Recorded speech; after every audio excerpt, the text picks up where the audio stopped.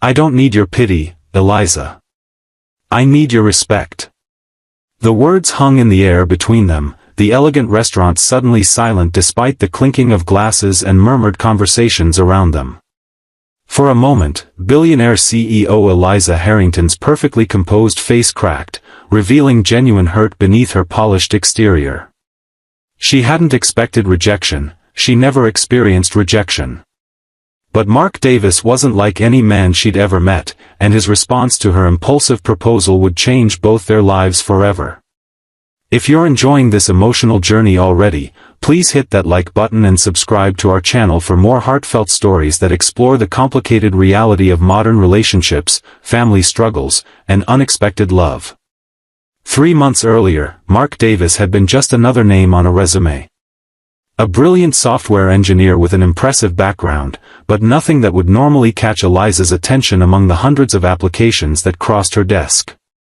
Except for one detail that made her pause, a small gap in employment with the simple explanation, family medical leave to care for dependent child following divorce. Something about his honesty made her schedule the interview personally rather than delegating it to HR. When Mark walked into her office that day, Eliza saw a man who carried himself with quiet dignity despite the obvious weight on his shoulders. His suit was impeccable but slightly dated, his handshake firm but cautious. The dark circles under his eyes told a story his resume couldn't. "Tell me about the gap in your employment, Mr. Davis," Eliza said, getting straight to the point as she always did. Mark didn't flinch. "My daughter Emma was diagnosed with severe anxiety after my ex-wife and I separated. She needed stability, and the custody arrangement was complicated. I chose to take time off to be there for her during the transition. That must have been difficult financially. Some things are more important than money, Ms. Harrington." The directness of his answer surprised her. Most candidates tried to impress her with ambition and drive. This man was unapologetically putting his child first. Something about his integrity resonated with her in a way she couldn't explain. She hired him that day. Eliza had built Harrington Technologies from nothing into a multi-billion-dollar empire. At 38, she had everything money could buy and the respect, or fear, of everyone in the industry. What she didn't have was someone who saw beyond her wealth and power to the woman underneath. Her last 3 relationships had ended when she discovered they were more interested in her connections than her company. She'd stopped believing in genuine connection. Mark proved himself invaluable almost immediately. His innovative solutions to long-standing problems saved the company millions. He worked efficiently but never stayed late, leaving precisely at 5 to pick up his daughter from after-school care. Eliza found herself lingering near his department, finding excuses to consult with him directly rather than going through proper channels. "You should promote him," her COO suggested after Mark's solution salvaged a failing project. "He doesn't want promotion," Eliza replied, surprising herself with how confidently she knew this. "He wants stability and regular hours for his daughter." "Since when do you care what employees want rather than what the company needs?" The question lingered with her long after the conversation ended. One evening, working late, Eliza was startled to find Mark still in the building, hunched over his computer. "I thought you always left at 5, she said from his doorway. He looked up, exhaustion evident in his face. "Emma's staying with her mother this week. The apartment feels too quiet." Something in his vulnerability made her step inside rather than nod and continue her rounds. "Tell me about her, your daughter." Mark's entire demeanor transformed as he pulled out his phone to show pictures of a gap-toothed 8-year-old with his same thoughtful eyes. "She's brilliant. Loves science and art equally. Can't decide if she wants to be an astronaut or a veterinarian, so she's planning to be both." "Ambitious," Eliza smiled. "She gets that from her mother," Mark said without bitterness. "Cynthia always dreamed big. Too big for the life we had built, eventually." "What happened?" Eliza asked, then caught herself. "I'm sorry, that's inappropriate." "It's okay," Mark said, putting his phone away. The simple version is that she found someone whose ambitions matched hers. Someone who didn't want to be tied down by family responsibilities. And you? I wanted our family. When that wasn't possible anymore, I wanted what was best for Emma. He looked directly at Eliza then. Why are you really here, Miss Harrington? The directness of his question caught her off guard. No one spoke to her that way. I was wondering if you'd like to join me for dinner. To discuss your ideas for the Henderson project. It was a transparent excuse and they both knew it. I appreciate the offer, but I don't mix business with pleasure, he said gently. And I think we both know this wouldn't just be about the Henderson project. Eliza felt her cheeks flush for the first time in years. Of course. Good evening, Mr. Davis. She retreated, both embarrassed and intrigued by his refusal. Men didn't say no to her. Ever. The next day, she had his department relocated to the floor directly below her office and assigned him to lead a special project that required regular briefings with her. If he recognized the manipulation, he never mentioned it. Instead, he approached each meeting with professional courtesy and kept discussion strictly business. Weeks passed, and Eliza found herself looking forward to their meetings with an anticipation that both thrilled and terrified her. She learned to schedule them for 4:30, giving him plenty of time to conclude before his departure at 5. She discovered his coffee preference, black with 1 sugar, and made sure it was always available. Small gestures that she'd never bothered with for anyone else. Their professional relationship deepened into something resembling friendship. Mark began sharing occasional stories about Emma's school adventures. Eliza found herself telling him about the early days of building her company, stories she rarely shared with anyone. The turning point came unexpectedly on a Tuesday afternoon when Mark didn't show up for work. No call, no email, completely out of character for him.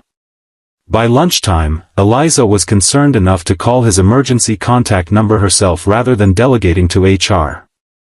Hello? A child's voice answered. Hello, is this Emma? Eliza asked, surprised. Yes. Who's calling please? Such adult formality from a child made Eliza smile despite her concern. This is Eliza Harrington, your father's boss. Is he available? Daddy's sick. He has a really high fever and he keeps trying to go to work but he can't even stand up straight. I made him go back to bed and took his phone so he would rest. Eliza's concern deepened. Emma, is there another adult with you? No, but I'm very responsible. Daddy says I'm 8 going on 30. I'm sure you are, Eliza said, making a quick decision. Would it be alright if I came over to help? Your father is very important to our company, and we want to make sure he gets better quickly. After getting the address from Emma and promising to bring soup, Eliza canceled her meetings for the day, something she'd never done for a personal matter, and had her driver take her to a modest apartment complex in a middle-class neighborhood. Emma answered the door, a serious little girl with intelligent eyes that assessed Eliza carefully before allowing her inside. The apartment was small but immaculately kept, with children's artwork framed and displayed with the same care most people reserved for expensive paintings. Daddy's in there, Emma pointed to a bedroom door. He has medicine but won't take it because it makes him sleepy, and he says he needs to be alert for me. Eliza's heart constricted at this glimpse into Mark's devotion to his daughter. Let me talk to him. She found Mark half delirious with fever, attempting to get out of bed despite clearly being too weak to stand. Mr. Davis, get back in bed immediately. That's an executive order, she said, using her boardroom voice. He blinked at her in confusion. Miss Harrington? Am I hallucinating? No, but you might be if this fever gets any higher. Emma called me. Emma has your number, he mumbled, allowing himself to be guided back to his pillows. I called your emergency contact. Your very capable daughter answered. Eliza placed a cool hand on his forehead, alarmed at the heat radiating from his skin. You need medication and rest. The company will survive without you for a few days. Emma has school, dinner, homework. He protested weakly. I'll handle it, Eliza said with the same confidence she used when acquiring multi-million-dollar companies. And she did. She called her assistant to clear her schedule for the remainder of the week, sent her driver for groceries and medication, and set up her laptop at Mark's kitchen table. Between conference calls, she made soup, helped Emma with her science project, and checked on Mark's fever. It was the most domestic thing she'd ever done, and to her surprise, it didn't feel like an obligation. It felt right. By the third day, Mark's fever broke, and he emerged from his bedroom to find Eliza and Emma playing a board game at the kitchen table, both laughing as Eliza dramatically bemoaned her impending defeat. "You're still here," he said, his voice rough from disuse. Eliza looked up, suddenly self-conscious. "Your daughter is a formidable opponent. I demanded a rematch." Emma beamed. "Eliza knows all about business strategy, but she's terrible at Monopoly." The casual use of her first name, the comfortable way Emma leaned against her, somehow in 3 days, Eliza had gone from being the intimidating CEO to simply Eliza, a friend who brought soup and played board games. "Thank you," Mark said simply, the words carrying the weight of everything he wasn't saying. "It was nothing," Eliza replied, though they both knew it was anything but nothing. After that, something shifted between them. Mark still maintained professional boundaries at work, but he accepted an invitation to bring Emma to Eliza's home for dinner. One dinner became a regular Sunday tradition. Eliza found herself scheduling business trips around Emma's school events, which she increasingly attended alongside Mark. For the first time in her life, Eliza was part of something that had nothing to do with business or achievement. She was simply included in their small family circle, and it filled a void she hadn't acknowledged existed. 6 months after hiring him, Eliza realized she was in love with Mark Davis. Not with his brilliance or his work ethic, though she admired both, but with his gentle strength, his unwavering integrity, and the way he loved his daughter with his whole heart. She had no idea how to proceed. Workplace relationships were complicated enough without the power imbalance between them. She was his boss, worth billions, while he was still rebuilding his life after his divorce. Any overture from her could be misinterpreted as pressure. The solution presented itself unexpectedly when a major client insisted on meeting Mark, the genius behind the software that had saved their project. Eliza arranged a dinner at the city's most exclusive restaurant, planning to use the business setting to observe how Mark might feel about her beyond their growing friendship. The client canceled at the last minute, but Eliza decided to keep the reservation. "We should still go," she told Mark. "You deserve to celebrate your success." That evening, watching Mark across the candlelit table, Eliza made her decision. Life was too short for caution. She had built an empire by taking calculated risks, surely her heart deserved the same courage. "Mark," she said during a lull in conversation, "I have a proposition for you." He raised an eyebrow, waiting. "I'd like to create a new position in the company. Chief Innovation Officer, reporting directly to the board rather than to me. The compensation would be substantial, including equity options." Mark studied her face. "Why?" "Because you're brilliant, and the company needs your vision in a capacity beyond your current role." "And?" he prompted, sensing there was more. Eliza took a deep breath. "And because I want to ask you something personal, and I need you to be my equal when I do." Understanding dawned in his eyes. "Eliza, you can't promote me just because you have feelings for me. I'm promoting you because you deserve it. The timing is because I can't stand another day of pretending I don't want more than friendship with you." Mark was silent for a long moment. "What exactly are you asking?" Eliza leaned forward and whispered, "Be my husband, Mark." The words slipped out before she could frame a more reasonable request, like a date, or permission to court him properly. It was too much, too soon, and she knew it immediately. Mark's expression confirmed it.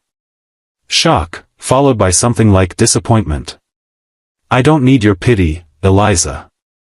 I need your respect, he said quietly. Pity, she repeated, genuinely confused. You've seen my life. My small apartment, my struggle to balance work and fatherhood, the modest existence I provide for Emma compared to what you could offer. But I don't want to be anyone's charity project or someone you think you can fix with your resources. That's not. Let me finish, he said gently. You're extraordinary, Eliza. Not because of your wealth or your company, but because of who you are beneath all that. These past months, watching you build a relationship with my daughter, seeing how you care about the people behind the work, I've fallen in love with you too. Hope flared in her chest. Then why? Because real partnerships aren't built on rescuing each other. They're built on seeing each other clearly and choosing each other deliberately. He reached for her hand across the table. I won't be your husband. Not yet. But I would be honored to be your partner, to build something together step by step, to see where this might lead without the pressure of fixing each other's lives. Tears filled Eliza's eyes, a vulnerability she'd never shown in public. I've never been rejected so beautifully, she said with a watery laugh. It's not rejection, Mark said, squeezing her hand. It's an invitation to something authentic. No power dynamics, no rescuing. Just two people discovering if they're truly compatible, with all the messiness that entails. And Emma? Emma adores you already. But she needs to see healthy relationships modeled, not rushed. She's had enough upheaval. Eliza nodded, understanding the wisdom in his words despite her disappointment. So what now? Now, Mark said with a smile, you can ask me on a proper date. As equals. Mark Davis, would you like to go on a date with me this Saturday? Perhaps that art exhibit Emma's been talking about? I'd like that very much, he replied. And Eliza? The promotion, I appreciate the vote of confidence, but I'd rather earn it through the proper channels. If I'm going to be a chief innovation officer someday, I want everyone to know it's because of my work, not my relationship with the CEO. In that moment, Eliza understood why she had fallen for this man. In a world where people constantly sought advantage and shortcuts, Mark stood firmly in his integrity, unwilling to compromise even when it would benefit him. 1 year later, Eliza stood in her office looking out at the city skyline, twisting the elegant engagement ring on her finger. Mark had proposed the previous night, with Emma's enthusiastic blessing. He had indeed become Chief Innovation Officer, after his patent application brought the company its most successful product launch in history. Their relationship had developed slowly, deliberately, with all the normal challenges of blending lives and priorities. They'd argued about schedules and parenting approaches. They'd navigated the gossip when their relationship became public. They'd worked through Eliza's workaholic tendencies and Mark's occasional insecurities about their different financial positions. But through it all, they'd built something real, a partnership based on mutual respect rather than rescue or convenience. A knock at her door interrupted her thoughts. Mark stood there, Emma beside him, both smiling. Ready for our meeting, Miss Harrington? Mark asked formally, though his eyes danced with private amusement. Actually, Eliza said, I was thinking we might play hooky this afternoon. I hear there's an excellent ice cream shop that's just opened near the park. Emma's eyes widened. You want to skip work? But you never skip work. Some things are more important than work, Eliza said, echoing the words Mark had spoken in their very first meeting. I'm learning that from the two most important people in my life. As they left the building together, Eliza reflected on how differently things might have turned out had Mark accepted her impulsive proposal that night. They would have missed all the beautiful, difficult work of truly getting to know each other. His rejection hadn't been an ending but a beginning, an invitation to build something lasting rather than rushing to the finish line. Sometimes, she realized, the most shocking response is exactly the one we need to hear. If this story touched your heart, please like this video and subscribe to our channel for more authentic stories about love, family, and the courage to build meaningful connections. Remember that true partnerships aren't about rescuing each other, they're